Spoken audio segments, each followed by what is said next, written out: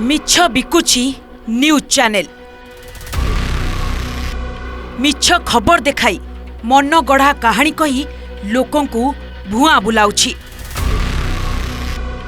बोमा धमक खबर को विस्फोरण कही ब्लास्टर मिछ चित्र देई लोकों को भयभीत करुछि संपृक्त चैनल।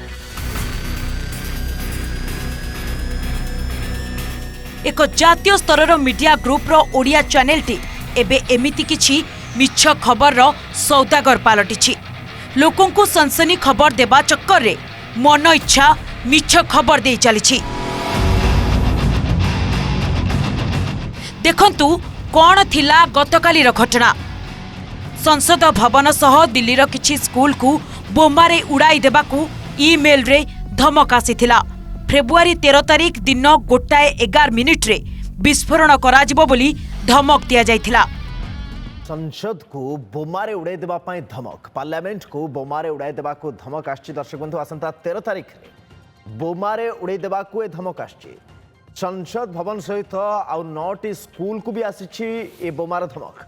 दिन 1:11 रे विस्फोरण करने को ये धमक आछि एवं ना निया जाइछि खलिस्तान ना रे ईमेल ले ये बोमा धमक आछि। जेबली भाबे धमकपूर्ण ईमेल आसीछि सेतिरे दुईटी जगह को उड़े देबा पई कहै जाइछि। प्रथम तो 9 रु 10टी स्कूल को बम रे उड़े देबा पई आज ही उड़े देबा पई जा ईमेल लिखा जाइछि एवं ता सहित ईमेल लिखा जाइछि आसंता 13 तारिख रे जेबली भाबे संसद भवन रे से विस्फोरण करिवे बा संसद भवन को थ्रेट अछि। अब ये खबर मिलिबा परे दिल्ली पुलिस अलर्ट मोड रहिछि एवं संसद भवन रो सुरक्षा कड़ाकड़ी कर दिया जाइछि।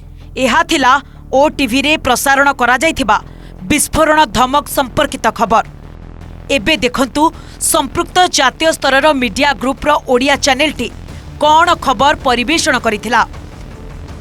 थंबनेल रे सीधा लिखिदेले दिन 1:11 रे बोमा विस्फोरण आउ भयंकर विस्फोरणर एक फोटो भी लगाई देले। डिस्क्रिप्शन रे लिखिदेले बम अटैक ऑन पार्लियामेंट। जेउ दर्शकटी एही खबर को देखिबो भयरे सिहरी उठिबो कि भयंकर मिछ खबर आपण मानकु दिया जाउछि।